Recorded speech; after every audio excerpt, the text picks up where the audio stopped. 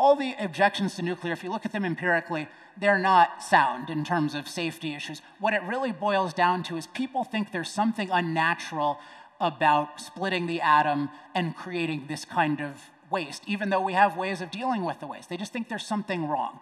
So really what's going on is, at the root, they think it's unnatural, we shouldn't do it, and thus they're placing unchanged nature over human life. And I think the same thing is going on with fossil fuels, where people think that us influencing the climate is inherently bad.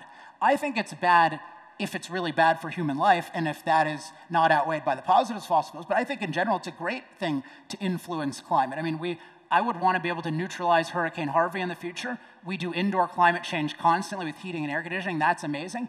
This idea that change is bad or that unchanged nature is good, I think that's a really bad idea. And I think that is the core idea of our energy discussion.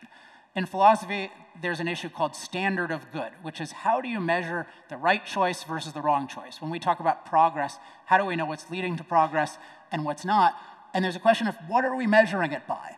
And in our discussion, what we usually measure it by is how green it is. Sometimes we say how renewable it is, but we usually exclude hydro from that. So it's really green, and green means unchanged nature.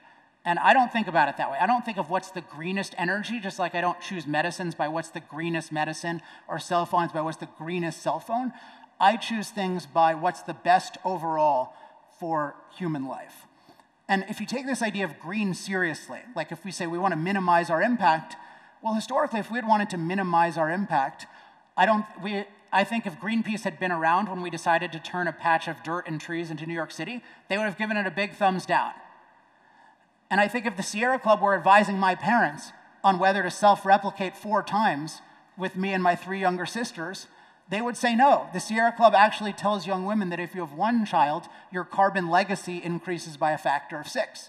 And we all are supposedly, the height of virtue is to minimize our CO2 emissions. And if we really believe in being green, then I think we have to acknowledge that North Korea is basically the greenest country in the world. Like, they've had almost no impact on nature, right? Like, the North Korean non-existent hotel, that's a lot greener than any of our hotels. So we have an idea that is telling us that we shouldn't make an impact, an idea that if we had followed it in the past would have restricted progress. And my view is that idea is going to restrict progress today. So I think the key thing that needs to change is we need to stop measuring things by how little we impact nature, including how little carbon we have. That's at most a piece of the puzzle, but it's not an end in itself to have low carbon. The end in itself is human flourishing.